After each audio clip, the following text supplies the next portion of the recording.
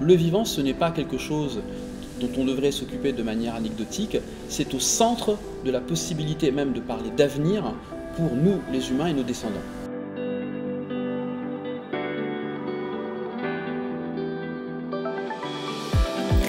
De plus en plus d'organisations, bien sûr, ont réalisé que, avec ce que nous disent les scientifiques, on a 1100 gigatonnes en matière sèche d'infrastructures construites par les humains pour 800 gigatonnes simplement d'arbres et d'arbustes sur Terre.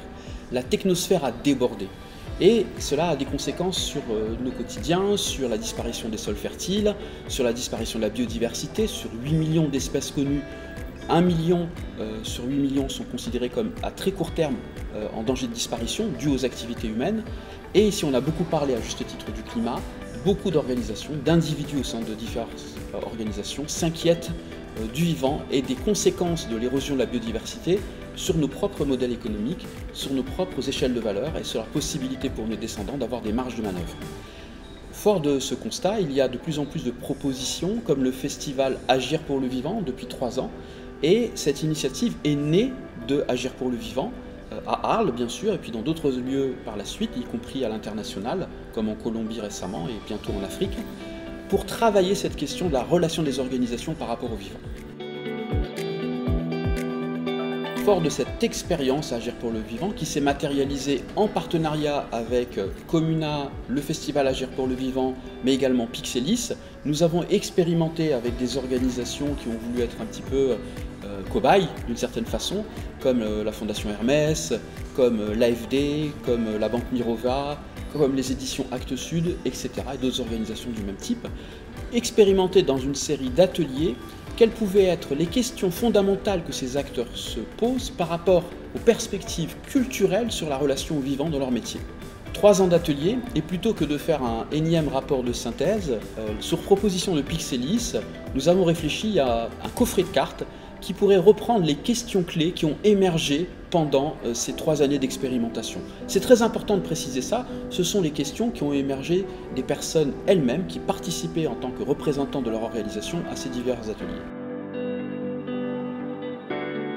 Et concrètement, si je devais résumer comment les cartes ont été organisées, il y a des catégories qui vont représenter en fait les questions clés par rapport aux impacts sur le vivant. Par exemple, les infrastructures. Première cause de disparition de la biodiversité, le changement d'affectation des habitats naturels. Urbanisation, déforestation pour l'agriculture intensive, transformation des sols vivants en zones artificialisées. Mais vous avez aussi, bien sûr, les modes de production et les modes de consommation. Comment on fabrique et comment aussi nos clients utilisent ce qui a été fabriqué. Vous avez également les aspects légaux et financiers. Comment on considère le succès. Comment également le cadre légal peut évoluer avec les entreprises à mission, par exemple, pour être plus favorable au vivant et à sa régénération.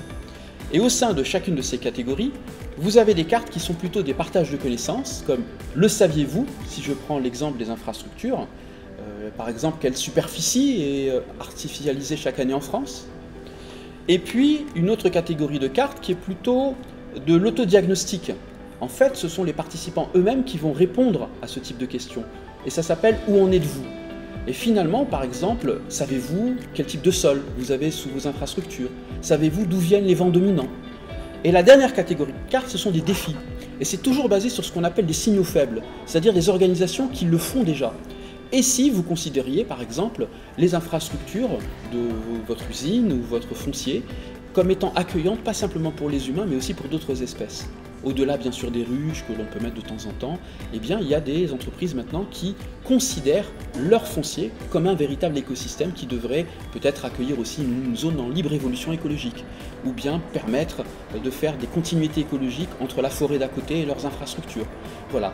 Chaque catégorie de cartes est sous-divisée en ces différentes catégories que je viens de présenter. Je voudrais finir en vous faisant remarquer peut-être que jusqu'à très récemment, les métaphores du monde de l'entrepreneuriat étaient très influencées par les révolutions industrielles. On parlait de ma boîte, on parlait des courroies de transmission au sein de l'organisation, des rouages de l'organisation. Maintenant, on va vous parler de l'ADN d'une organisation, de l'écosystème d'acteurs. Et ça veut dire quelque chose de très profond sur notre besoin de retrouver du lien au vivant. Il y a d'autres propositions qui montrent que ce signal monte en puissance, que ce soit la fresque de la biodiversité ou bien des tableaux de bord d'indicateurs qui permettent de faire un peu le bilan. Mais très certainement, tout ça ne peut fonctionner que si notre perspective culturelle sur le vivant, notre façon de considérer le vivant non pas comme ressource simplement, matérielle, mais comme allié, comme autre être vivant avec lequel collaborer. Si ça, ce n'est pas transformé, alors les fruits resteront ceux du système de pensée qui a prévalu jusqu'à maintenant.